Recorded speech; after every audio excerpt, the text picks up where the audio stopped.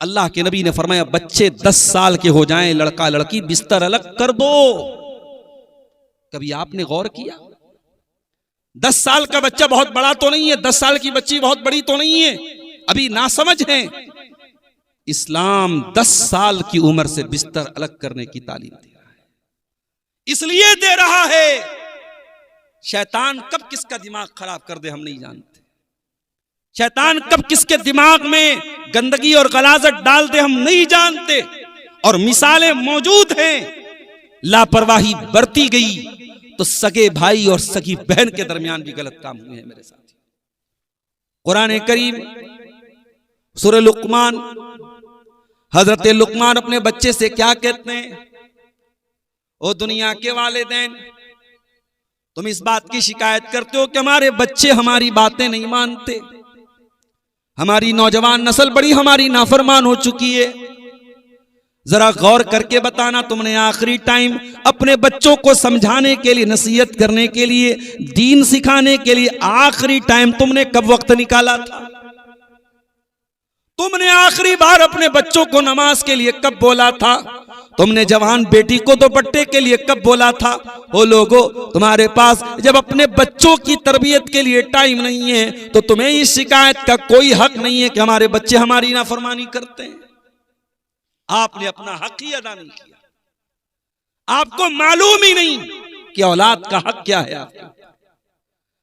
अरे औलाद का हक तो तभी शुरू हो जाता है जब आपकी माँ आपके लिए रिश्ता तलाश करने जाती है, जब आपकी माँ अपने घर में बहू लाने के लिए जब रिश्ता तलाश करने जाती है तो शरीयत तो वहीं से कहती है कि बच्चे का हक तो वहीं से शुरू हो जाता है कि आपके होने वाले बच्चों के लिए एक अच्छी माँ तलाशी जाए। घर वालों को ये वसीयत कर दो, घर वालों को ये समझा दो, जब मेरे लिए रिश्ता तलाश करने जाना, खूबसूरती बाद में देखना, पैसा बाद में देखना, खानदान बाद में देखना, पहले दीनदारी देख करके मेरे लिए बीवी लाना ताकि मेरे होने वाले बच्चों को दीनदार माँ मिले। बच्चे का पहला हक तो वहीं से शुरू हो गया। आपकी माँ आपके लिए रिश्ता तलाश करने जा रही है, वहीं से आपके होने वाले बच्चों का पहला हक शुरू हो गया। बच्चा पैदा हुआ, अभी बच्चा पैदा नहीं हुआ, शादी हो गई आपकी, बीवी से मिलने जा रहे हैं आप, नबी ने दुआ सिखाई, बिस्मिल्लाहि अल्लाहुम्मा जन्निबना शैतान व जन्निबिश शैतान मा रज़क़तना। ऐ अल्लाह, अगर तूने हमारी इस मुलाकात के जरिए हमारे मुकद्दर में कोई औलाद लिखी है, ऐ अल्लाह तू हमें भी शैतान से बचाना और हमारी आने वाली औलाद को भी तू शैतान से बचाना। यह आपके होने वाले बच्चे का हक है कि आप, एक शादीशुदा इंसान जब अपनी बीवी के पास जाए तो ये दुआ पढ़े ताकि उसकी औलाद को अल्लाह ताला शैतान से महफूज रखे। बच्चा मां के पेट में, बाप की ये भी जिम्मेदारी है कि अपने होने वाले बच्चे को, जो अभी मां के पेट में अभी दुनिया में नहीं आया, मां के अंदर जो खून बन रहा है वही खून उस बच्चे की ग़िज़ा है। उसी खून के जरिए बच्चा 9 महीने तक मां के पेट में पलता है। बाप की ये भी जिम्मेदारी है बच्चे के दुनिया में आने के पहले कि मां को हलाल कमाई खिलाए, पाक कमाई खिलाए, ताकि बच्चा जो मां के पेट में पल रहा है वो हलाल कमाई के जरिए नुशो नुमा पाए, वो हलाल कमाई के जरिए मां के पेट में 9 महीना पूरा करे। बाप की ये भी जिम्मेदारी है उन 9 महीनों में अपनी बीवी का ख्याल रखे ताकि बच्चा तंदुरुस्त पैदा हो। अगर डॉक्टर ने कहा है कि इसको आयरन की टैबलेट दी जाए तो आयरन की टैबलेट दे वो बाप। कितनी माएँ होती हैं जिनकी को दवाएं नहीं मिलती, ग़िज़ा नहीं मिलती, बच्चा कमजोर पैदा होता है। और जो बच्चे पैदाइश के टाइम कमजोर होते हैं, बहुत मुश्किल है कि बाद में वो अपने आप को सही कर सकें, क्योंकि जब मां के पेट में जो ग़िज़ाएं बच्चों को मिलनी चाहिए वो बहुत जरूरी है। कुछ घरों में सास जो होती है उनकी वजह से भी मसला पैदा होता है। बहू को जो ख्याल मिलना चाहिए, जो तवज्जो मिलनी चाहिए, जो प्यार मिलना चाहिए, वो नहीं मिल पाता है उन बच्चे की प्रेगनेंसी के दौरान। बच्चा दुनिया में जन्म ले रहा है, अजान दी जाती है उसके कान में, सुन्नत तो नहीं है, अजान के बारे में कोई सही हदीस तो नहीं है, लेकिन हाँ जो हदीसें इस बारे में आई है वो ज़ईफ हैं। उलमा ने लिखा है अगर कोई अजान देना चाहे तो दे सकता है, ना दे तो भी कोई हरज की बात नहीं है। हाँ कुछ लोग क्या करते हैं, एक कान में अजान देते हैं, दूसरे कान में इकामत देते हैं, वो तो बिल्कुल गलत है, वो तो मौजू रिवायत है। सिर्फ एक कान में अजान आप दे सकते हैं, वो भी सुन्नत समझ के नहीं, ये समझ करके हमारा बच्चा पैदा हुआ है, मुसलमान का बच्चा है, पहली आवाज इसके कानों में अल्लाह की तौहीद की पहुंच जाए, इस मकसद के लिए आप बच्चे के कान में अजान दे दीजिए। अजान दे दी आपने, उसके बाद वो बच्चा 7 दिन तक जिंदा रहा, अगर 7 दिन के पहले मर गया अकीका की जरूरत नहीं, 7वां दिन जब आया, और ये भी मसला याद रखो, अगर मगरिब के बाद बच्चा पैदा हुआ है तो अगला दिन पहला दिन माना जाएगा। मान लीजिए कि आज जुमेरात का दिन था, लेकिन बच्चा अगर मगरिब के बाद पैदा हुआ है तो जुमा का दिन पहला दिन माना जाएगा, और जब जुमा का दिन पहला दिन है तो जुमा, शनिचर, इतवार, सोमवार, मंगल, बुध, जुमरात उसका 7वां दिन माना जाएगा। तो 7वें दिन आपको अकीका करना है, और अल्लाह के नबी की सुन्नत यह भी है कि 7वें दिन बच्चे का अकीका किया जाए। अगर लड़की है तो 1 जानवर, लड़का है तो 2 जानवर। जानवर का दता होना जरूरी नहीं है, दता है तो अच्छी बात है, दता नहीं है तो कोई हरज की बात नहीं है। जानवर कुर्बानी की तरह बेऐब होना चाहिए और आपको उसका अकीका करना है। अगर आपको अल्लाह ने लड़का दिया और आपके पास 2 जानवर की ताकत नहीं है, 1 ही जानवर की ताकत है, कोई हरज की बात नहीं, आप 1 जानवर कर लीजिए। और यह भी याद रखिए, हदीसों में अकीका में छोटे जानवर का जिक्र है, बड़े जानवर का जिक्र नहीं है। आपको भेड़ा करना है भेड़ा कर दीजिए, बकरा करना है बकरी कर दीजिए, बकरा कर दीजिए, बकरी करना है बकरी कर दीजिए, छोटा जानवर होना चाहिए। बड़े जानवर का अकीका हदीसों से साबित नहीं है, कुछ उलमा ने जायज कहा है, लेकिन बेहतर यह है कि जो हदीस से साबित है, जो सुन्नत से साबित है, उस पर अमल किया जाए। और 7वें दिन आप बच्चे का बाल मुड़वा लीजिए। अगर कोई बीमारी उमारी का मसला है तो अलग बात है, वरना बाल मुड़वा लीजिए और बाल के वजन के बराबर चांदी सदका कर दीजिए। बाल के वजन के बराबर। कितना बाल का वजन होता होगा? 1 ग्राम, 2 ग्राम, 3 ग्राम, और कितना होता होगा? अब आजकल चांदी का रेट भी तो माशाल्लाह बहुत भाग गया। किसी ने बताया हमको कि पिछले साल चांदी जो थी इसी जनवरी के महीने में 93,000 रुपया किलो थी। 1 किलो चांदी 93,000 में थी 2025 की जनवरी में, और 2026 की जनवरी में वही चांदी 2,93,000 में बिक रही है। 2 लाख बढ़ गया उसका, 3.5 हो गया माशाल्लाह। तो भाई पता कर लीजिए कि चांदी का क्या रेट है इस वक्त। अब अगर 3.5 लाख में भाई साहब बता रहे 3.5 लाख में चांदी है, इसका मतलब ये हुआ कि अगर 1 ग्राम बाल निकला है तो 3,500 रुपये का 1 ग्राम चांदी होगी। अगर 2 ग्राम बाल निकला है तो आपको 7,000 रुपये का सदका करना है। उतने का आप सदका कर दीजिए, अल्लाह की राह में आप दे दीजिए। और अकीका के बारे में यह भी सुन लीजिए कि अकीका का गोश्त आप खुद भी खा सकते हैं, नहीं, गरीबों को भी दे सकते हैं, रिश्तेदारों को भी दे सकते हैं। जरूरी नहीं कि आप दावत दें तभी अकीका होगा। आप जानवर ज़बह कर दें, गोश्त बांट दें आप रिश्तेदारों में, गरीबों में, कोई हरज की बात नहीं है। किसी बकरा काट करके आप मदरसे में दे दे, बच्चों को खिला दें, कोई हरज की बात नहीं, उसमें आपको कोई पाबंदी नहीं।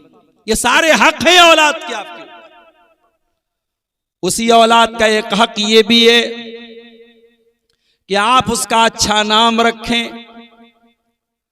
अगर लड़का पैदा हुआ है अच्छा नाम रखें, अब्दुल्ला रखें, अब्दुर्रहमान रखें, इब्राहिम रखें, मोहम्मद रखें, ईसा रखें, मूसा रखें, यूसुफ रखें। नबियों के नाम पर अपने बच्चों का नाम रखें। बेटी पैदा हुई है फातिमा रख दें, रुकैया रख दें, उम्मे सलमा रख दें, जैनब रख दें, उम्मे हबीबा रख दें, मैमूना रख दें। अल्लाह के नबी की बेटियों के नाम पे रख दें, अल्लाह के नबी की बीवियों के नाम पे रख दें, सहाबियात के नाम पे रख दें। उल्टे सीधे नाम, तुर्की के सीरियलों का नाम और पाकिस्तानी सीरियलों के नाम पर अपने बच्चों का नाम न रखें, जिनकी मीनिंग भी आपको मालूम नहीं है। और मीनिंग के लिए भी आप अगर इंटरनेट का सहारा लेते हैं तो याद रखें, इंटरनेट कोई मोतबर जरिया नहीं है, इंटरनेट कोई भरोसेमंद जरिया नहीं है। इंटरनेट पर बहुत सारे नामों के माना गलत भी बताए जाते हैं, इसलिए किसी जानकार से पूछकर, किसी आलिम से पूछ करके नाम रखें। अच्छा, अब मैं तकरीरों में बोलने लगा हूं कि पूछ के नाम रखे, तो मुझे ही लोग मैसेज करते हैं, हर दूसरे दिन मैसेज आता, मौलाना साहब बेटी हुई है नाम बता दो, मौलाना साहब बेटा हुआ। अरे भाई अब्दुल गफ्फार साहब के पास यही काम बचा है, बेटे बेटी का नाम बताएं। और मैसेज का जवाब ना तो उस पर भी लोग नाराज होते हैं, मौलाना साहब बड़े घमंडी हैं, ये हैं वो हैं, जवाब नहीं देते। भाई आदमी के पास दुनिया भर की मसरूफियत है। आप अपनी मस्जिद के इमाम से पूछ लें, अपने मोहल्ले के मौलवी से पूछ लें, कोई हर्ज की बात नहीं, लेकिन किसी आलिम से, किसी जानकार से पूछ करके नाम रखें। अब उस बच्चे को 2 साल तक दूध पिलाना है, यह भी उसका हक है। अगर मां को कोई प्रॉब्लम नहीं है, मां को कोई बीमारी नहीं है, तो 2 साल तक वो दूध पिलाए, यह भी बच्चे का हक है। फिर वो बच्चा धीरे धीरे बड़ा हो रहा है, जब वो बच्चा 7 साल का हो जाए, अल्लाह के नबी फरमाते मुरु औलादकुम बिस्सलाति वहुम अबनाउ सबिन, जब तुम्हारे बच्चे 7 साल के हो जाएं उनको नमाज का हुक्म दो, वज़रिबूहुम अलैहा वहुम अबनाउ अशरिन, और 10 साल के हो जाएं तो नमाज न पढ़ने पर उनकी पिटाई करो।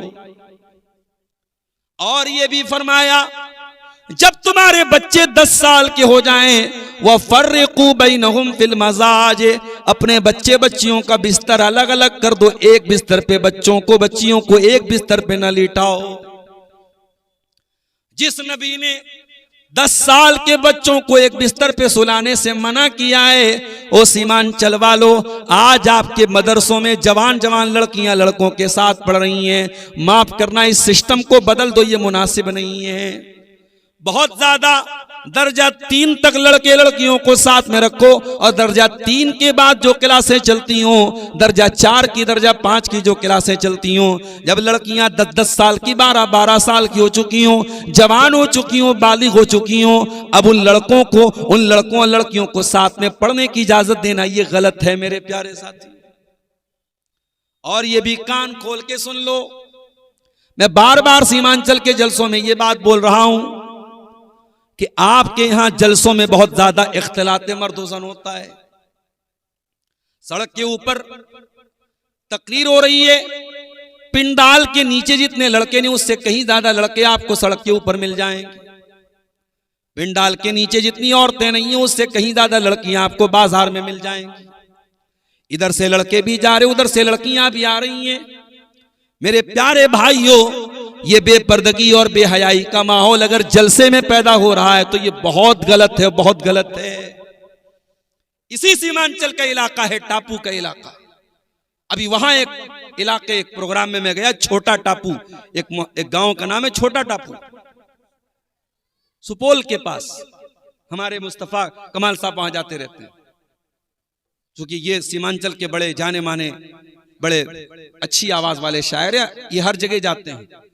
अब वहां मैंने देखा कि औरतों का कोई इंतजाम नहीं, रात का प्रोग्राम, औरतों का कोई इंतजाम नहीं। मैंने पूछा कि साहब आप लोग जलसे में औरतों को नहीं बुलाते? उन्होंने कहा मौलाना हम दिन में औरतों का प्रोग्राम अलग कर लेते हैं, औरतों के प्रोग्राम में कोई मर्द की एंट्री नहीं, और मर्दों के प्रोग्राम में किसी औरत की एंट्री, वो भी शेरशाबादी लोग। उन्होंने एक सिस्टम बनाया है और इस सिस्टम पर अमल कर रहे हैं, और उनके यहां मैंने देखा कि बेपर्दगी नहीं है।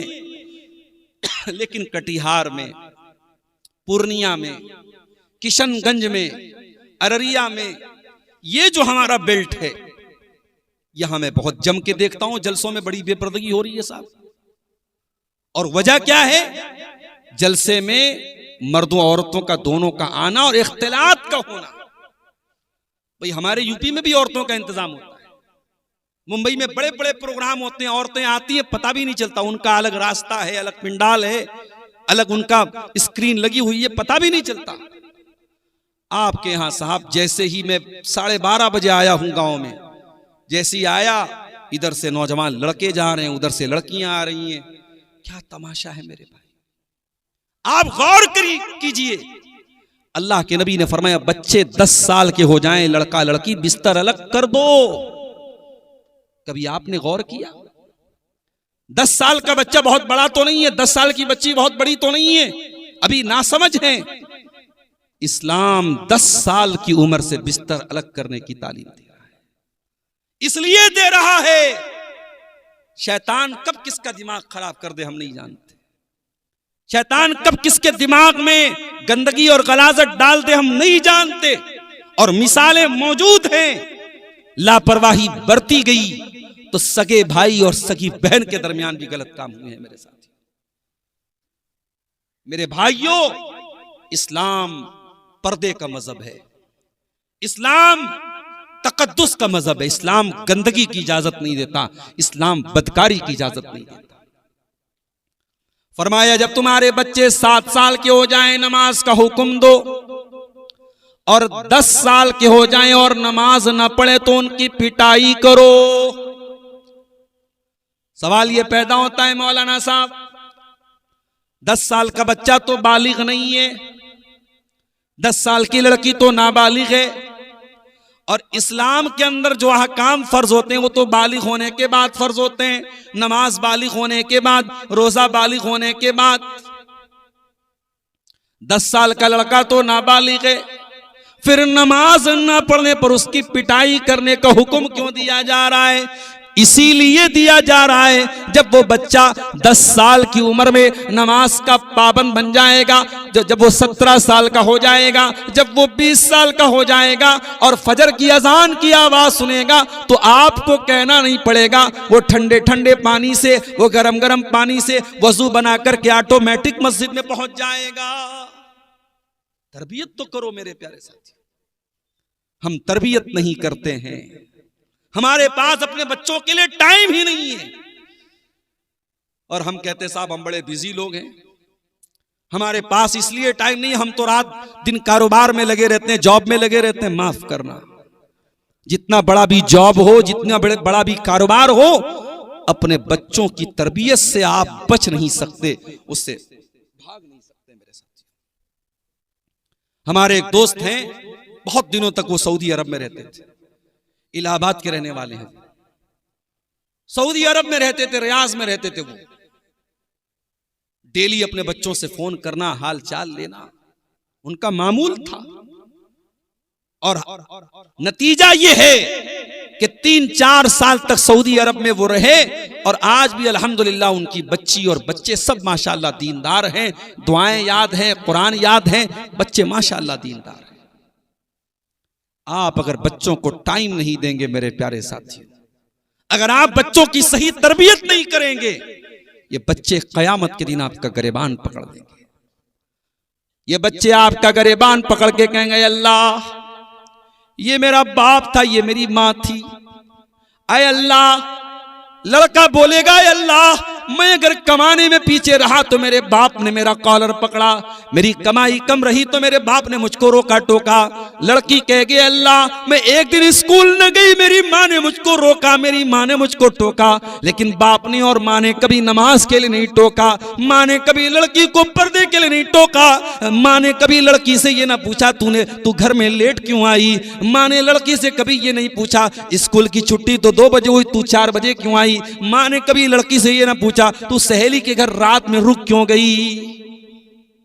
ये तरबियत आपकी जिम्मेदारी है मेरे प्यारे साथी। हजरत लुकमान को देखो, वो भी तो एक बाप है, अपने बच्चे को नसीहत करते हैं, और लुकमान की नसीहत इतनी कीमती होती है कि अल्लाह ताला कुरान में हजरत लुकमान की नसीहतों को बयान करता है। हजरत लुकमान अपने बच्चे से कहते हैं या बुनैया ला तुशरिक बिल्लाह इन्न शिर्क लजुल्मुन अजीम, ऐ मेरे बच्चे तू अल्लाह के साथ कभी शिर्क न करना। ऐ मेरे बच्चे दुनिया का सबसे बड़ा अन्याय, सबसे बड़ा जुल्म अल्लाह के साथ शिर्क करना है। पहला हक जो हजरत लुकमान अपने बच्चों को बता रहे हैं, अल्लाह के साथ तो शिर्क मत करना। उसके बाद कहते हैं या बुनैया इन्नहा इन तकु मिस्काल हब्बतिन मिन खरदलिन फतकुन फी सखरतिन औ फिस समावाति औ फिल अर्दि याति बिहल्लाह। ऐ मेरे बच्चे, एक राई के दाने के बराबर कोई चीज होगी, आसमानों में कहीं होगी, जमीन में कहीं होगी, किसी चट्टान के अंदर छुपी हुई होगी। याति बिहल्लाह, अल्लाह ताला उस राई के दाने के बराबर चीज को भी तेरे सामने ले आएगा।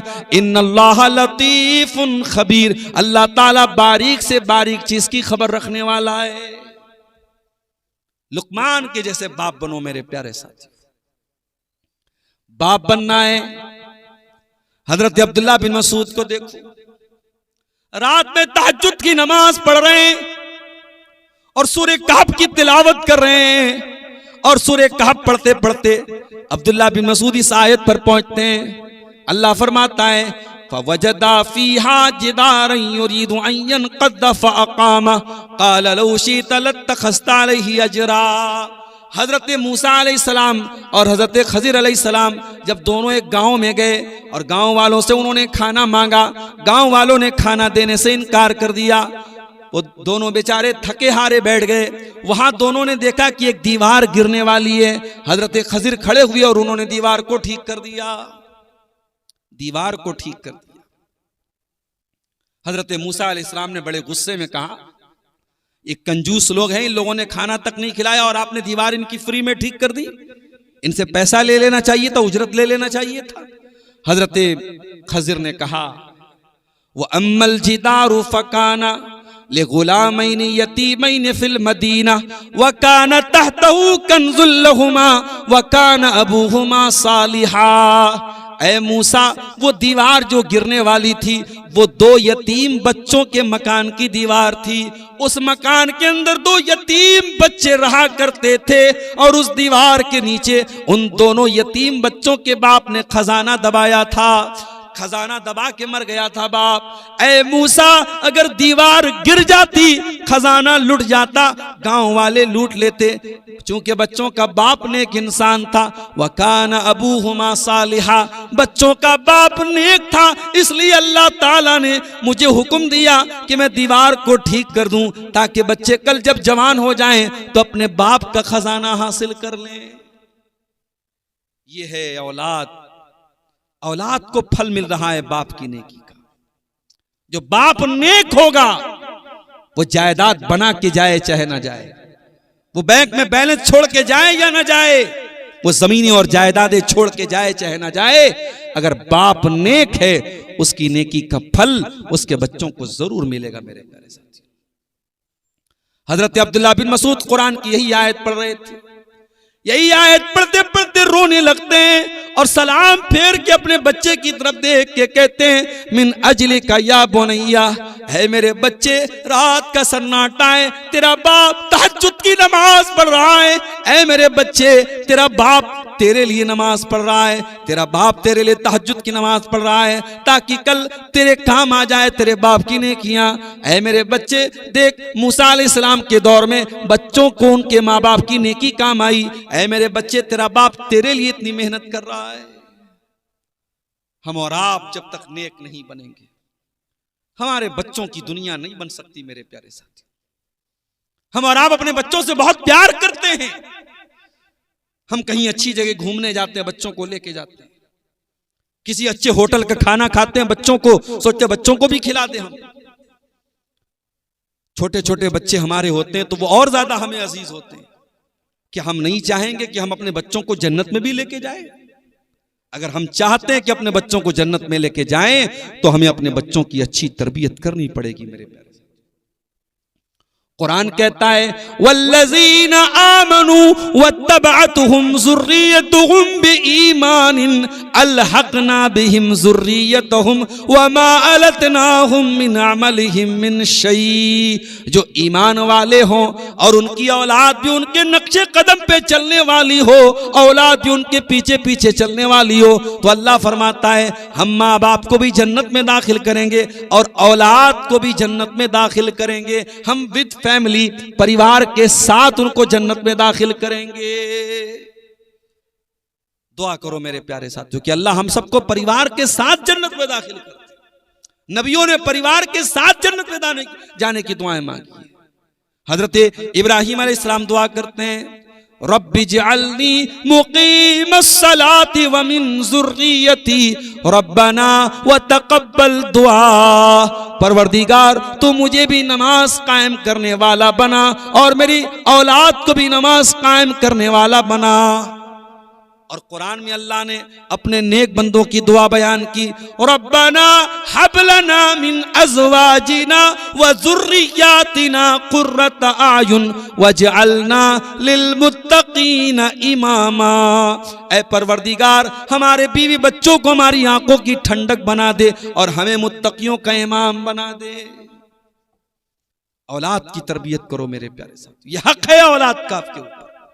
गर्दन पकड़ लेगी आपकी औलाद अगर आपने उसका हक अदा नहीं किया।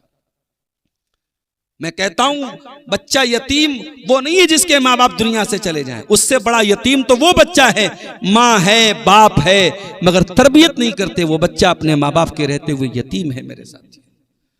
अरबी का एक शायर कहता है, लईसल यतीमो मन इंतहा अबवाहु मिन हम्मिल हयाती व खल्लफाहु जलीला। अरे यतीम वो नहीं है जिसके माँ बाप उसको छोड़ के चले गए हों। इन्नल यतीम हुवल्लज़ी तलका लहू उम्मन तखल्लत व मशगूला।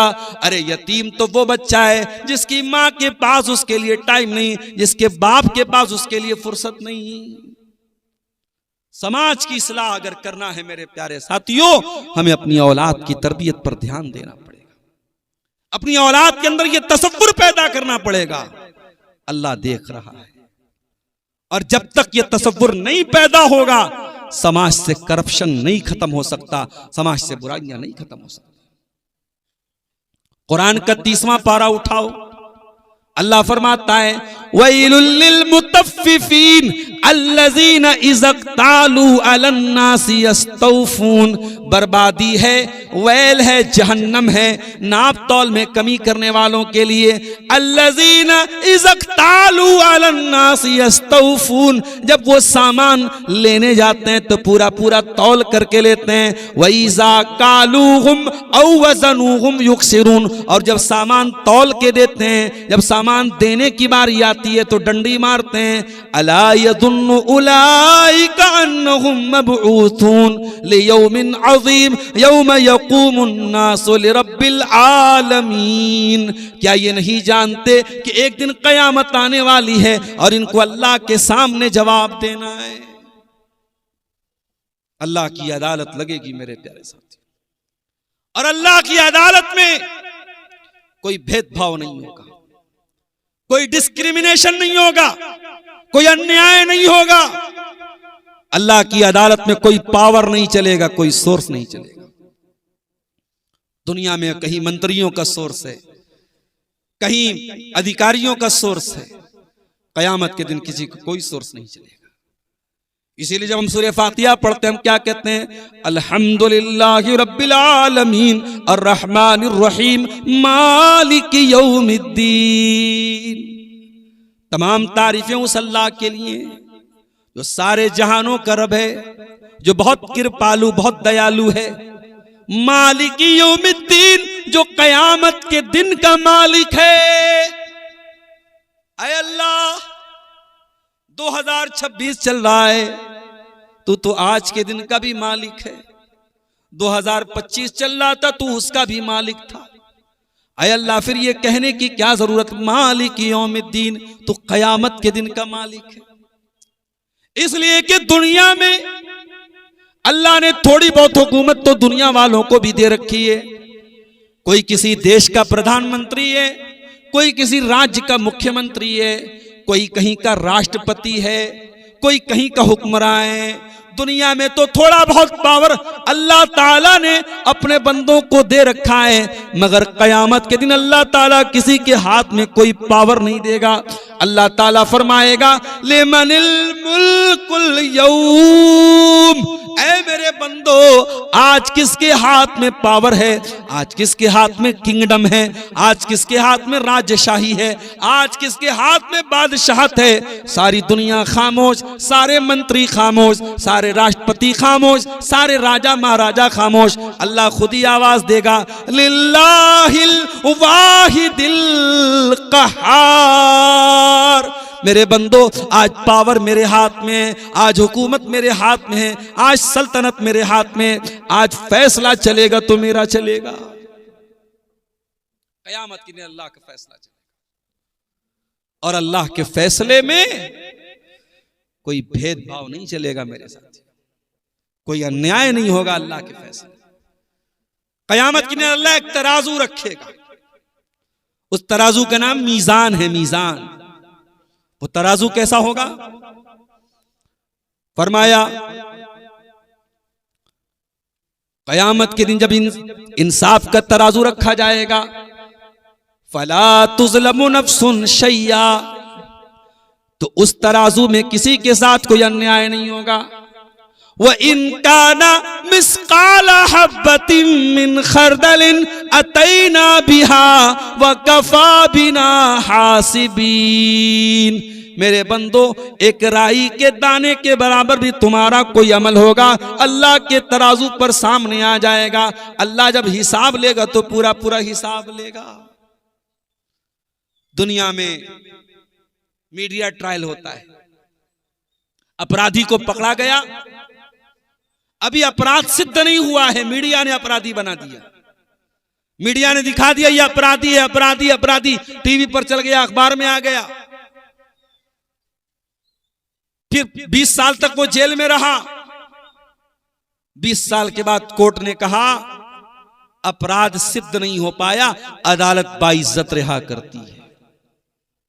20 साल तो गया उसका, उसकी इज्जत तो गई, उसका नाम तो गया, उसके बच्चे बेचारे 20 साल तक बाप के बगैर यतीम रहे, उसकी बीवी बेचारी बेवा रही, उसका कैरियर तो तबाह हो गया। दुनिया के इंसाफ में देर लग सकती है मेरे साथ,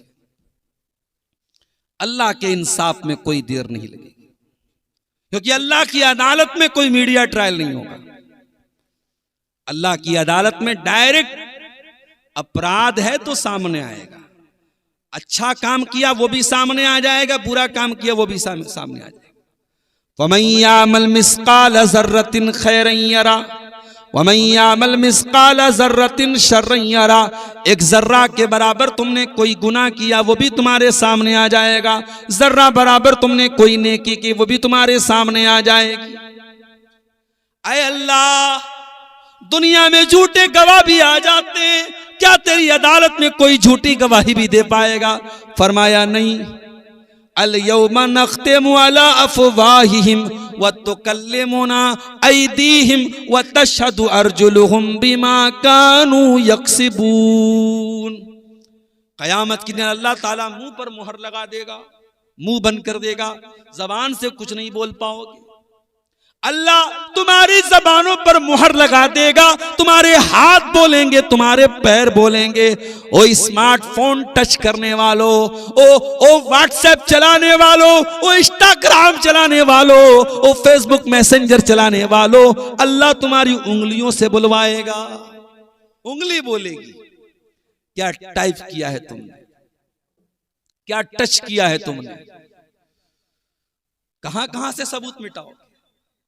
ब्राउजर की हिस्ट्री डिलीट कर दी, चैटिंग डिलीट कर दी, मैसेंजर डिलीट कर दिया, मोबाइल फॉर्मेट मार दिया, सारे सबूत मिटा दिए। उंगली का रिकॉर्ड कैसे मिटाओ? This finger will talk, this finger will speak, ये उंगली बोलेगी। अल्लाह फरमा रहा है तेरे हाथ बोलेंगे, तेरे पैर बोलेंगे। इन पैरों से चल के तू कहां गया था? तू जिना को डेटिंग बोलता है, तू हराम काम को डेटिंग और प्यार और लव और रोमांस बोलता है। इन पैरों से जो तू जिना करने गया था ये पैर बोलेंगे, इन हाथों से जो तूने गलत चीजें टच की थी ये हाथ बोलेंगे। हत्ता इज़ा मा जाऊहा शहीद अलैहिम समउहुम व अबसारुहुम व जुलूदुहुम बिमा कानू यामलून। मेरे बंदे, कयामत के दिन तेरा कान तेरे खिलाफ गवाही देगा, तेरी आंखें तेरे खिलाफ गवाही देंगी, तेरे बदन की चमड़ी तेरे खिलाफ गवाही देगी। ऐ अल्लाह, रात रात भर इस कान में हेडफोन लगा के, एयरपॉड लगा के गाने सुनता रहा। ऐ अल्लाह, क्या ये कान बताएगा? हाँ, ये कान बताएगा। ऐ अल्लाह, इन आंखों से मोबाइल पर न जाने क्या क्या देखता रहा, क्या ये आंखें सब रिकॉर्ड कर रही हैं? हाँ, सब रिकॉर्ड कर रही हैं। ऐ अल्लाह, क्या कयामत के दिन ये आंखें बोलेंगी? हाँ, बोलेंगी। तेरे एक एक करतूत को तेरी आंखें खोल के सामने रख देंगी। ऐ अल्लाह, इन हाथों से न जाने क्या क्या किया, क्या ये हाथों के चमड़े बोलेंगे? हाँ, तेरे हाथों के चमड़े बोलेंगे, तेरे बदन की स्किन बोलेगी। वक़ालू लिजुलूदिहिम लिमा शहीदतुम अलैना, और इंसान कहेगा अपनी चमड़ी से कि तू कैसे बोल रही है? कालू अंतकनल्लाहुल्लज़ी अंतक कुल्ल शै। इंसान की चमड़ी कहेगी कि आज अल्लाह ने हमको बोलना सिखा दिया। एआई का नाम सुना है? AI, artificial intelligence. मान लीजिए आपने एआई के अंदर कुछ लिख करके दे दिया। आपने लिख दिया मदरसा महमूदिया, ये आपके क्या नाम है, शिवनगर कोढ़ा कटिहार का एक इदारा है, और इसमें इतने बच्चे पढ़ते हैं, इतने टीचर पढ़ते हैं, जो भी है आपने पूरी डिटेल लिख दी। आपने सिर्फ लिख के दिया और एआई से कहा इसका ऑडियो बना के हमको दे दो। एआई ने ऑडियो बना के दे दिया। भाई साहब, ये पोस्टर जो मेरे सामने रखा है, ये पोस्टर जो है, इसको मैं एआई का बहुत माहिर नहीं हूं, लेकिन मैं भी अगर चाहूं तो इस पोस्टर को अभी 2 मिनट के अंदर सेम पोस्टर में एआई पर लेके जाऊंगा और यहां कटिहार की जगह बनारस, उससे बोल दूं कटिहार को बनारस कर दो, और यहाँ डॉक्टर अब्दुल गफ्फार सलफी है, यहाँ पे आप सैयद मेराज रब्बानी कर दो। जो भी चेंजिंग बोलूंगा 2 मिनट के अंदर सेम पोस्टर एआई चेंज कर दे। ये एआई क्या है? जैसे हमारा दिमाग काम करता है, हमारे अंदर सोचने समझने की सलाहियत है। अब ये एक नई टेक्निक आई है कि मशीन के अंदर भी सोचने समझने की सलाहियत है। मशीन भी सोच रही है और आप जैसा उसको ऑर्डर देंगे वो सोच करके वैसा पूरा कर देगी। इसको बोलते हैं एआई, आर्टिफिशियल इंटेलिजेंस। तो अगर इंसान की बनाई हुई ऐसी टेक्निक है, और इंसान ने भी ये चीज अल्लाह के ही हुक्म से और अल्लाह ही की तौफीक से बनाई है, और कयामत की एक निशानी अल्लाह के नबी ने बयान फरमाई है, वज़ुहूरुल कलम, कयामत के पहले कलम का ज़ुहूर हो जाएगा, कलम की ताकत बहुत बड़ी हो जाएगी। आज देखो तो सब कुछ तो कलम ही है, सब कुछ तो टाइप किया जा रहा है, यानी आज कलम की ताकत इतनी बड़ी ताकत बन गई कि आपने जो लिख के दिया एआई ने पूरा कर दिया उसको। इसका मतलब यह हुआ कि अगर इंसान की बनाई हुई टेक्निक अगर इतनी आगे जा सकती है, और इंसान को बनाने वाला अल्लाह है, और इंसान के दिमाग को बनाने वाला अल्लाह है, और इंसान को सोचने समझने की सलाहियत देने वाला अल्लाह है, तो उस अल्लाह के लिए कौन से मुश्किल बात है कि वो कयामत के दिन हमारे बदन की स्किन से, हमारी चमड़ी से वो गवाही दिलवाएगा, और हमारे बदन की चमड़ी गवाही देगी। किस किस से बचेंगे हम? कान गवाही देगा, आंखें गवाही देंगी, हाथ गवाही देंगे, पैर गवाही देंगी, बदन के चमड़े गवाही देंगे। ऐ अल्लाह, कोई ऐसा भी गुनाह मैंने किया था, बंद कमरे में था, अंधेरा था, लाइट ऑफ थी, किसी ने नहीं देखा, ऐ अल्लाह क्या उस गुनाह की भी पकड़ होगी? फरमाया इज़ा ज़ुल्ज़िलतिल अर्ज़ु ज़िल्ज़ालहा व अख़रजतिल अर्ज़ु अस्क़ालहा व क़ालल इंसानु मा लहा यौमइज़िन तुहद्दिसु अख़बारहा। है मेरे बंदे, कयामत के दिन धरती भी बोलेगी, जमीन भी बोलेगी, जमीन भी गवाही देगी।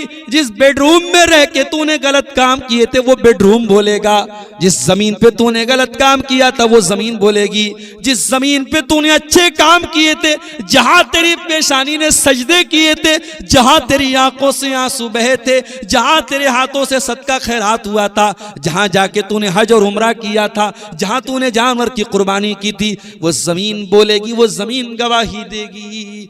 इज़ा ज़ुल्ज़िलतिल अर्ज़ु ज़िलज़ालहा व अख़रजतिल अर्ज़ु अस्क़ालहा व क़ालल इंसानु मा लहा यौमइज़िन तुहद्दिसु अख़बारहा। जमीन गवाही देगी, जमीन बोलेगी। मेरे प्यारे साथियों, किस किस से हम बचेंगे? ऐ अल्लाह, दुनिया में पैसे का लेन देन करके भी मामला रफा दफा हो जाता है। कार वाला जा रहा था, बाइक से लड़ गया, एक्सीडेंट हो गया, बाइक वाला मर गया, पुलिस आ गई, कार वाले ने पुलिस वालों को भी कुछ पैसा दे दिया, उस गरीब आदमी के परिवार को भी कुछ पैसा दे दिया, दोनों तरफ से मामला रफा दफा हो गया। ऐ अल्लाह, क्या तेरी अदालत में भी पैसा देकर के मामला रफा दफा हो जाएगा?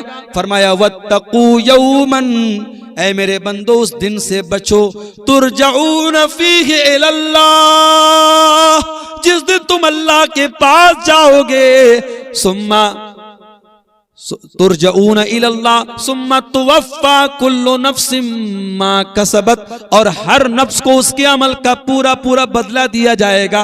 वहुम ला युज़लमून, और उस दिन किसी के साथ कोई जुल्म नहीं होगा। दूसरी जगह फरमाया ला युख़ज़ु मिन्हा अदलु वला हुम युनसरून, कयामत के दिन कोई बदला नहीं दिया जाएगा, कोई फिदिया नहीं दिया जाएगा, किसी के बदले किसी को नहीं पकड़ा जाएगा। उस दिन से डरो मेरे प्यारे साथी। जब तक ये डर नहीं पैदा होगा, बुराई नहीं खत्म हो सकती। हजारों साल पहले एक खूबसूरत नौजवान था, घर के अंदर अकेला था, उसकी घर के अंदर एक खूबसूरत औरत भी थी, औरत भी जवान थी, और ये जो मर्द था ये भी जवान था, खूबसूरत भी था, और उस लड़की का, उस औरत का गुलाम था। ये गुलाम की हैसियत से रहता था। उस औरत ने घर के सारे दरवाजे बंद कर दिए और अपने गुलाम से कहा मेरी बाहों में आ जा। वो गुलाम वहां का रहने वाला भी नहीं था। उस औरत, वो गुलाम तो नहीं था लेकिन उस घर में गुलाम की तरह, खादिम की तरह रहता था। वो नौजवान परदेसी था। परदेसी को बहुत सारी बातों का डर नहीं होता है। इंसान को अपने वतन में जितना अपनी इज्जत का लिहाज रहता है, परदेश में नहीं रहता है। वो परदेश में भी था। वो नौजवान उस औरत के अंडर में रहता था। गुलाम तो नहीं था लेकिन गुलाम की हैसियत से था। औरत उसकी मालकन थी, उसकी आका थी। औरत खुद बुला रही थी और घर के सारे दरवाजों को भी औरत ने बंद कर दिया था। कोई कैमरा भी नहीं लगाता, कोई पकड़ने वाला भी नहीं था। कुरान नक्शा खींचता है, वरावदतहुल्लती हुवा फी बैतिहा अन नफ्सिही वगल्लकतिल अबवाब। याद करो मेरे बंदे यूसुफ अलैहिस्सलाम को, जब उस औरत ने, जिस औरत के घर में यूसुफ रहा करते थे, उस औरत ने अपने जाल में फंसाने की कोशिश की और उसने सारे दरवाजे अच्छी तरीके से बंद कर दिए और कहने लगी हई तलक हई तलक हई तलक, ऐ यूसुफ मेरे पास आ जाओ। औरत खुद बुलाए तो इंसान का बचना बहुत मुश्किल होता है। बहुत आसान है मजलिस में माज अल्लाह कह देना, बहुत मुश्किल है खलवत में गुले गुलगू से बच जाना। तन्हाई में जब कोई बुराई का मौका मिल रहा हो, उस मौके पर बुराई से अपने दामन को बचाना, इट इज द चैलेंज। ये बहुत बड़ा चैलेंज है मेरे प्यारे साथी। औरत बुला रही है तलक, ऐ यूसुफ आओ। यूसुफ कहते काला माज अल्लाह, मैं अल्लाह की पनाह चाहता हूं। इन्नहु रब्बी अहसन मसवाया इन्नहु ला युफ्लिहु ज़ालिमून। ऐ ज़ुलेखा, ऐ अजीज़े मिस्र की बीवी, मेरे मालिक ने तेरे घर में मुझको ठिकाना दिया और मैं अपने मालिक के साथ ही गद्दारी करूं, ये मुझसे नहीं हो सकता। मैं अपने मालिक के साथ बेवफाई करूं, ये मुझसे नहीं हो सकता। इन्नहु ला युफ्लिहु ज़ालिमून, ऐ ज़ुलेखा, मैं इतना बड़ा जुल्म नहीं कर सकता, मैं जालिम नहीं हूं। वो कौन सी ताकत थी मेरे भाइयों जिसने यूसुफ को जवान होने के बावजूद, खूबसूरत होने के बावजूद और मलका औरत, पैसे वाली औरत, और खुद गुनाह की तरफ बुला रही है। वो कौन सी ताकत थी जिसने यूसुफ को गुनाह करने नहीं दिया? वो ताकत अल्लाह का डर थी। वो ताकत ये एहसास था कि अल्लाह देख रहा है, अल्लाह देख रहा है, और अल्लाह की पकड़ का डर था। वो डर यूसुफ अलैहिस्सलाम को गुनाह से दूर करता है। इसीलिए अल्लाह के नबी फरमाते हैं, कयामत के दिन जब कोई साया नहीं होगा, सबातुन युज़िल्लुहुमुल्लाहु फी ज़िल्लिही यौमा ला ज़िल्ला इल्ला ज़िल्लुहु। कयामत के दिन अल्लाह ताला 7 खुश नसीबों को अपने अर्श का साया देगा। जिस दिन अल्लाह के अर्श के सिवा कोई साया न होगा, उन 7 खुश नसीबों में एक वो इंसान भी होगा। फरमाया व रजुलुन दातुहु इम्रातुन ज़ातु मनसबिन व जमालिन फ़क़ाल इन्नी अख़ाफ़ुल्लाह, जिसको कोई खूबसूरत औरत, कोई पैसे वाली औरत गलत काम की तरफ बुलाए और वो ये कह के ठुकरा दे मैं अल्लाह से डरता हूं। बड़ा मशहूर वाकया है, सुना होगा आपने कई बार। बनी इस्राइल के वो 3 लोग जो गार में फंस गए थे और गार के दहाने पर एक बहुत बड़ी चट्टान आ गई थी और तीनों अंदर फंस गए थे। और तीनों ने तय किया कि अल्लाह ताला से अपने अपने नेक अमल का वसीला लगा के दुआ करें। यहां लोग बोलते हैं अहले हदीस लोग वसीला नहीं मानते। अरे हमसे बढ़ के कौन वसीला मानता? हम जायज वसीला मानते हैं, जो वसीला साबित है वो वसीला मानते हैं। नेक अमल का वसीला लगा के दुआ मांगो, अल्लाह कबूल करेगा। कुछ ऐसी नेकी करो जो आपको पता हो, अल्लाह को पता हो। यहां तो चंदा जब तक दे करके ऐलान ना हो हाजी साहब के नाम का, तब तक हाजी साहब की जो है उनको सुकून नहीं मिलता है।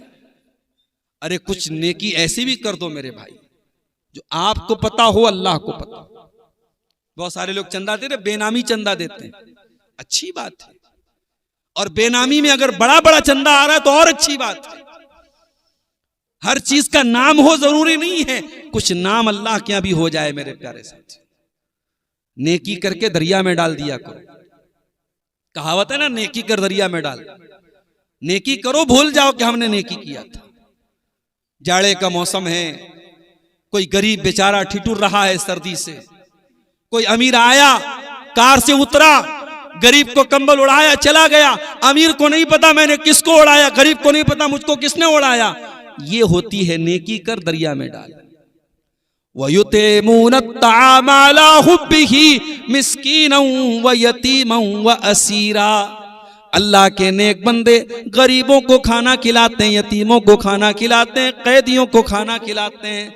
इन्नमा नुतिमुकुम लिवजहिल्लाह। और कान खोल के सुन लो, जब वो गरीबों को खाना खिलाते हैं तो कैमरे से फोटो नहीं खिंचवाते हैं। वो गरीबों को खाना खिला के उनकी इज्जत नहीं लूटते हैं। वो कहते हैं हम तो तुम्हें अल्लाह के लिए खिला रहे हैं। ला नुरीदु मिनकुम जज़ाअन वला शुकूरा।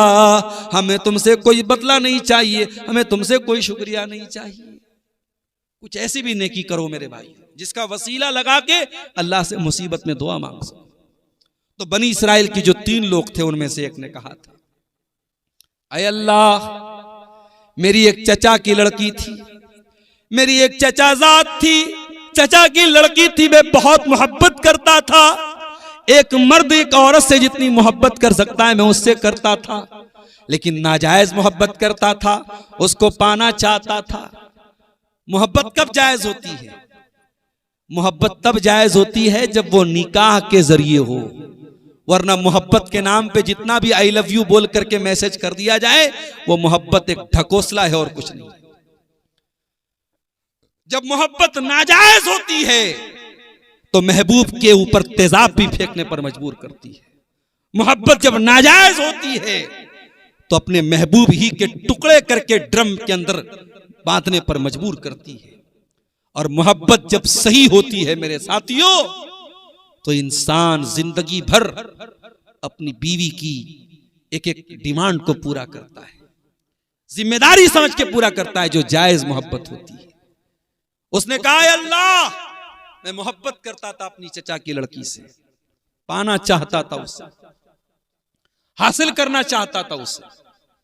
गांव में सूखा पड़ा, मेरे पास मदद मांगने के लिए आई। मैंने कहा कि मैं मदद करूंगा, एक शर्त पर करूंगा, तुम्हें अपनी इज्जत मेरे हवाले करनी पड़ेगी। ऐ अल्लाह, उस लड़की की मजबूरी का फायदा मैंने उठाना चाहा और 100 दीनार पर मैंने इज्जत का सौदा किया। लड़की मजबूर थी, तैयार हो गई।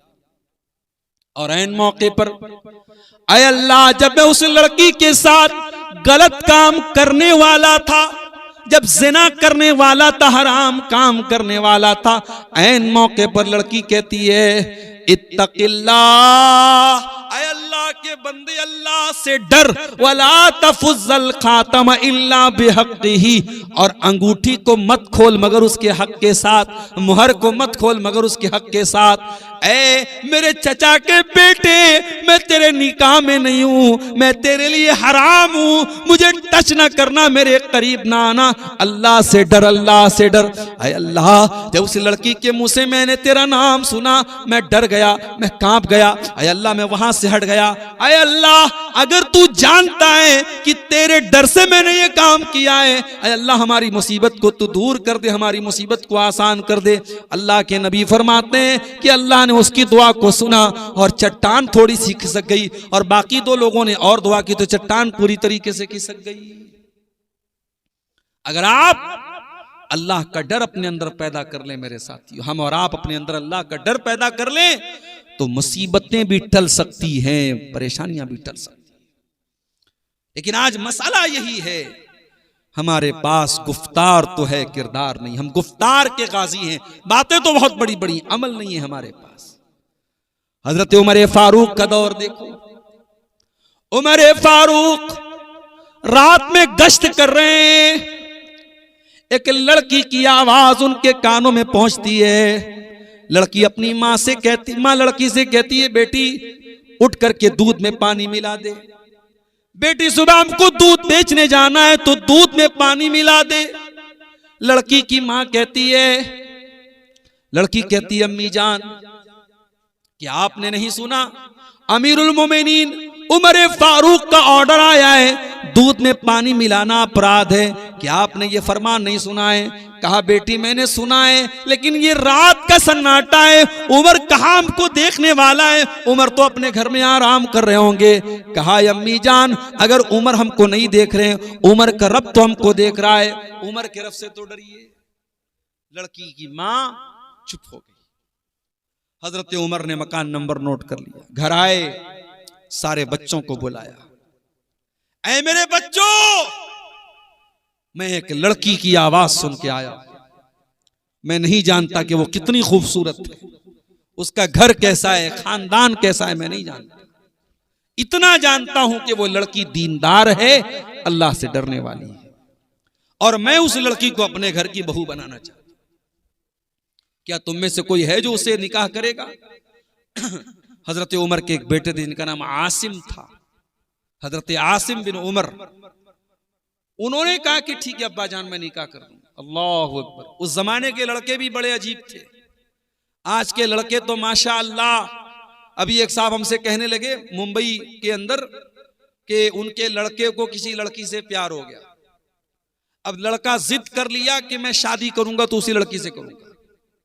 माँ बाप ने पहले जिद सोचा कि समझाएं बुझाएं, लड़का नहीं माना, आखिर में उसी से शादी किया।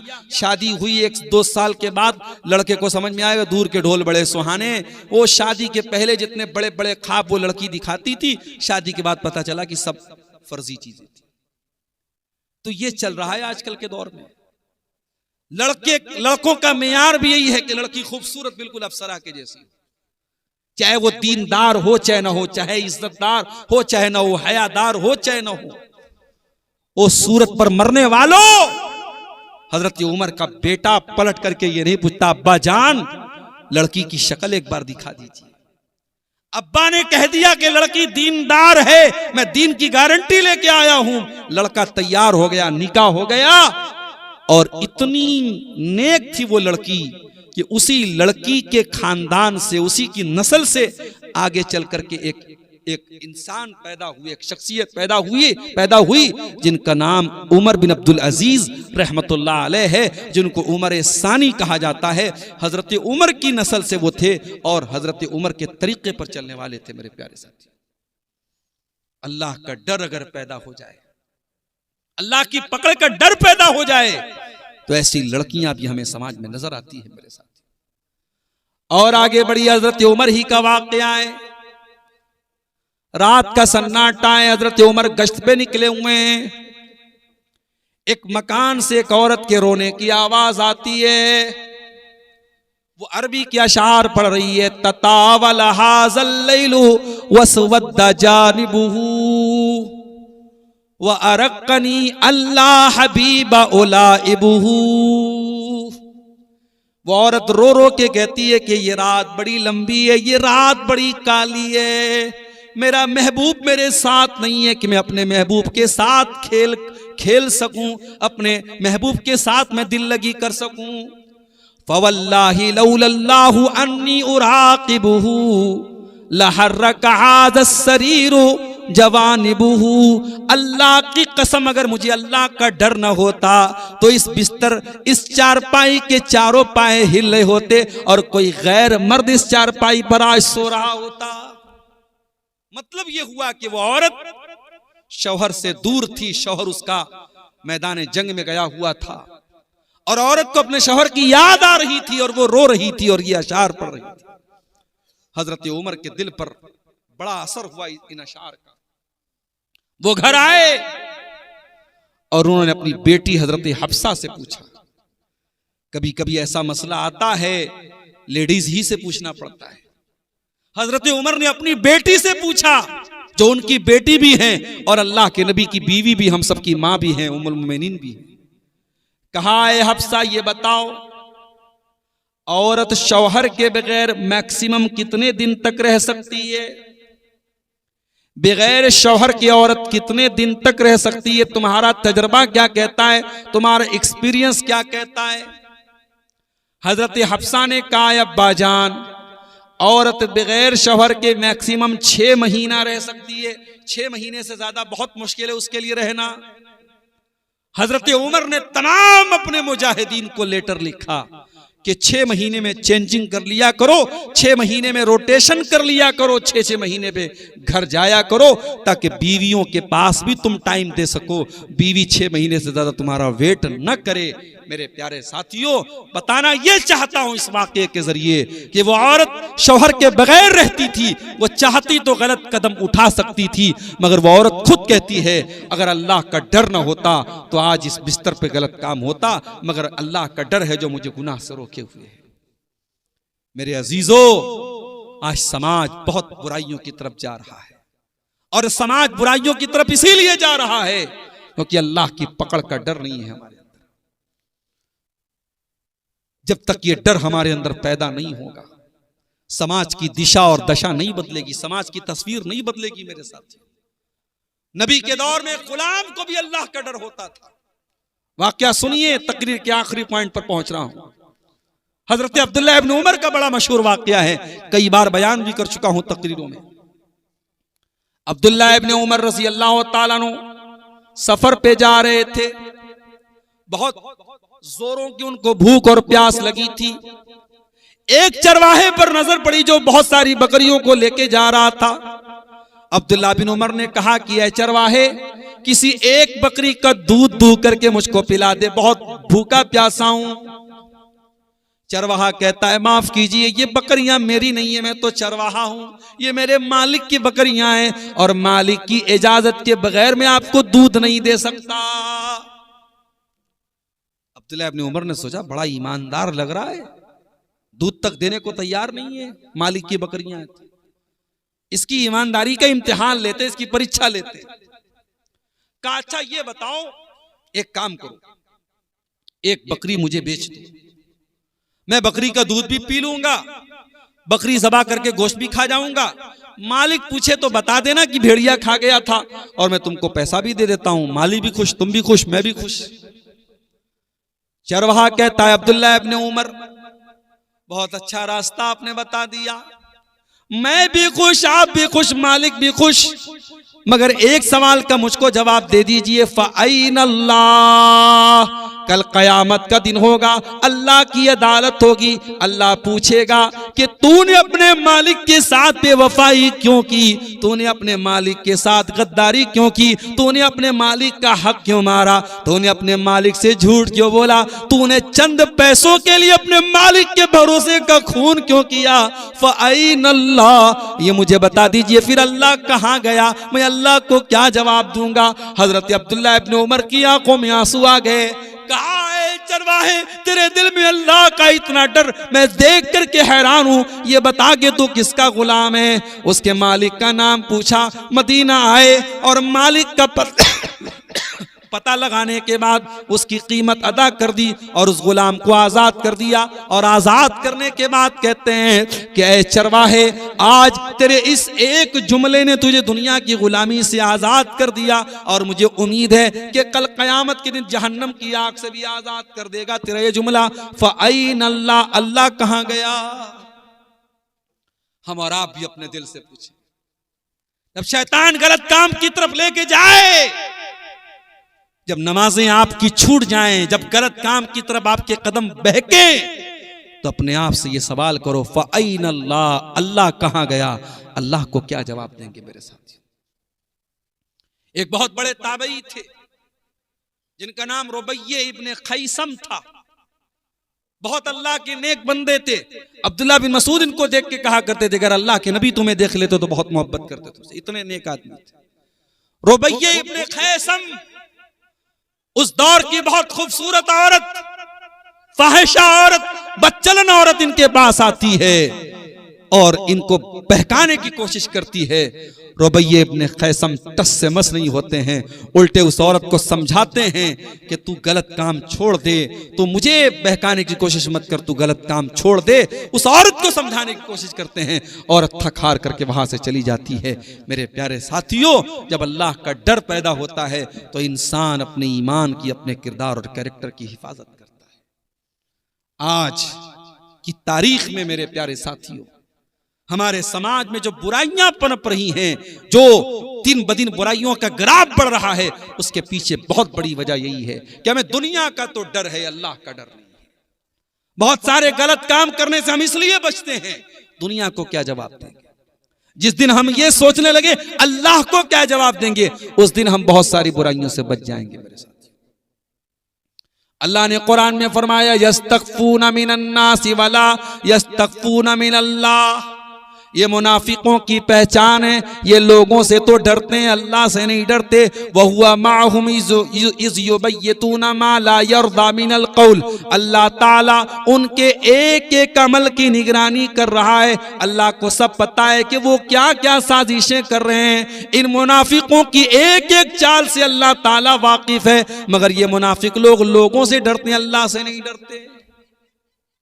अल्लाह से डरो मेरे प्यारे साथी, अल्लाह का डर अपने अंदर पैदा कीजिए। और ये बात याद रखिए कि अल्लाह के सब रिकॉर्ड हो रहा है, अल्लाह का कैमरा सब रिकॉर्ड कर रहा है, और अल्लाह का कैमरा कभी खराब होने वाला नहीं है। व इन्ना अलैकुम लहाफिज़ीन किरामन कातिबीन यालमून मा तफ़अलून। अल्लाह के फरिश्ते सब रिकॉर्ड कर रहे हैं, आपका हमारा सबका एक एक अमल रिकॉर्ड हो रहा है। और अमल तो बहुत दूर की बात है, मा यल्फ़िज़ु मिन क़ौलिन इल्ला लदैहि रक़ीबुन अतीद। हमारी ज़बान से जो अल्फाज निकलते हैं वो अल्फाज भी मेरे प्यारे साथियों रिकॉर्ड किए जा रहे हैं। और क़यामत के दिन जब ये रिकॉर्डिंग ओपन होगी, अल्लाह पूछेगा कि मेरे बंदे ये तेरा अमल है, ये तेरा अमल है। इक़रा किताबक कफ़ा बिनफ़्सिकल यौमा अलैका हसीबा। मेरे बंदे ये तेरी किताब है, तू खुद अपनी किताब पढ़ के बता दे तेरे साथ क्या मामला होना चाहिए। मेरे प्यारे साथियों, इसलिए हम और आप अपने दिलों में ये तसव्वुर पैदा करें कि अल्लाह देख रहा है, और जब तक ये हम तसव्वुर नहीं पैदा करेंगे, समाज से बुराइयां नहीं खत्म हो सकती हैं। दो सवालात हमारे सामने आए हैं। क्या औरत एतिकाफ कहाँ कर सकती है? औरत के लिए एतिकाफ मस्जिद ही में साबित है, घर में साबित नहीं है। अगर मस्जिद में औरत के लिए इंतजाम है, साउथ इंडिया में मैं रमज़ान में जाता हूँ, वहाँ अल्हम्दुलिल्लाह बहुत सारे इलाकों में मस्जिद में पूरा इंतज़ाम है औरतों की इज़्ज़त का और उनकी सिक्योरिटी का, और वहाँ एतिकाफ़ औरतें मस्जिद में करती हैं। आप सीमांचल में भी ऐसा माहौल बनाइए और पूरा मजबूत इंतज़ाम कीजिए तो औरत मस्जिद में एतिकाफ़ करेगी। और अगर मस्जिद में ऐसा इंतज़ाम नहीं है तो औरत को दिल छोटा करने की ज़रूरत नहीं है। वो ये ना सोचे कि मैं ये नेकी नहीं कर सकती हूँ, वो और नेकी का काम करे, वो घर में बैठ के नमाज पढ़े, तहज्जुद पढ़े, वो उसके लिए काफ़ी है। आपको अल्लाह ताला जिस चीज़ की ताकत नहीं है उससे ज़्यादा आपको बोझ नहीं डालता। अगर आपको बहुत शौक है इत्तिकाफ़ करने का, रमज़ान में मौका निकालिए, पैसा खर्च कीजिए, उम्रा करने जाइए और वहाँ जाके आप इत्तिकाफ़, मर्द भी इत्तिकाफ़ कर ले, औरत भी वहाँ कर ले, हरम में इंतज़ाम होता है, वहाँ कर सकते हैं। लेकिन यहाँ पे अगर इत्तिकाफ़ करना है तो मस्जिद में करेगी, और वो भी वो मस्जिद जहाँ जुमा होता है। आम वक्तिया मस्जिद नहीं, जामा मस्जिद में ही इत्तिकाफ़ हो सकता है, किसी और मस्जिद में नहीं हो सकता। इस्तिखारा की नमाज किस वक्त पढ़ना बेहतर और उसकी दुआ कब पढ़ना है? इस्तिखारा की नमाज का कोई वक्त नहीं है, आप कभी भी पढ़ सकते हैं। आपको जब ये लगे कि मुझे कोई काम करना है, आप इस्तिखारा पढ़ लीजिए, इस्तिखारा की 2 रकात नमाज पढ़िए, और 2 रकात नमाज पढ़ने के बाद अल्लाह के नबी ने सिर्फ इतना फरमाया कि 2 रकात नमाज पढ़े और उसके बाद दुआ पढ़े। तो दुआ आप हाथ उठा के दुआ पढ़ लीजिए, नमाज पढ़ के वही मुसल्ले पर बैठे बैठे आप पढ़ लीजिए, उसका कोई खास वक्त नहीं। आप पहले नमाज पढ़िए 2 रकात और उसके बाद आप इस्तिखारा की दुआ पढ़िए। और इस्तिखारा की दुआ पढ़ने के बाद जिस चीज पर आपका दिल मुतमईन होता है वो काम कर लीजिए। अगर मुतमईन नहीं होता है फिर इस्तिखारा कीजिए। बार बार करने के बाद जब दिल मुतमईन हो जाए तब वो काम कीजिए जिस काम पर आपका दिल मुतमईन होता है। अगर इस्तिखारा करके वो काम करेंगे तो इंशाअल्लाह उस काम में अल्लाह ताला बरकत देगा और उस काम में अल्लाह की तरफ से आपको खैर मिलेगा इंशाअल्लाह। लिबास में अगर इंसान या जानवर की तस्वीर अंदर या बाहर लगा है तो क्या नमाज होगी? नमाज तो हो जाएगी, ऐसी कोई दलील नहीं है कि तस्वीर अगर बनी है कपड़े पर तो नमाज नहीं होगी, लेकिन गुनाह होगा। इसलिए तस्वीर अगर बनी है तो उसको या तो बिल्कुल हटा दे, अगर हटा नहीं सकता है तो उसको कुछ ऐसी सिलाई वगैरह कर दे कि तस्वीर ढक जाए, या तस्वीर का जो मुंह वगैरह है उसके ऊपर कुछ जो है वो सिलाई वगैरह कर दे, यानी तस्वीर न जाए झलके, चाहे वो इंसान की हो चाहे वो जानवर की। किसी भी जानदार की तस्वीर जो है वो कपड़े पे इस्तेमाल करना जायज़ नहीं। लेकिन जहाँ तक नमाज का मसला है, अल्लाह आलम, जो मुझे मालूम है वो यही कि नमाज हो जाएगी, नमाज ना होने की कोई दलील नहीं है। मैंने यूट्यूबर हजरात को मना किया था, मगर ये लोग बहुत ओवर स्मार्ट बनते हैं, कैमरा लगाए रहे, इन्होंने रिकॉर्डिंग किया है। आइंदा मैं जब भी प्रोग्राम में आऊँगा इस इलाके में, पहले से ये बात जलसे वालों को बता करके आएंगे कि आप नहीं लगने देंगे, और जब ये कैमरे नहीं लगे रहेंगे तभी हम स्टेज पर आएंगे। क्योंकि यहाँ आने के बाद सिर्फ यहाँ से माइक हटा देना और इस तरीके से कैमरों का लगा रहना, ये तो बिल्कुल बेवकूफ़ बनाने वाली बात है। अब आप ये पूछेंगे कि मैं कैमरे क्यों नहीं लगने दे रहा हूँ, उसकी बहुत सारी वजूहात है। फिलहाल मेरे लिए और आप सबके हक में भी बेहतर यही है कि अगर मुझे सीमांचल के प्रोग्रामों में आना है तो मुझे इस रिकॉर्डिंग से और यूट्यूब से मुझे दूर रहना है। इसलिए अल्लाह के वास्ते आप लोग माफ़ रखिए, और अल्लाह से दुआ है रब्बुल आलमीन हम सबको नेक अमल अच्छी समझ की तौफीक अता फरमाए। 7 दिन के गुजरने के बाद अकीका दे सकते हैं, मैं बार बार जवाब दे चुका हूँ। 7वां दिन अफजल है, बेहतर है, लेकिन अगर किसी मजबूरी की वजह से 7वें दिन नहीं कर पाए तो उसके बाद भी अकीका कर सकते हैं। ऐसा मसला नहीं कि 7वें दिन के बाद अकीका नहीं होगा। नीस क्या लिखा है?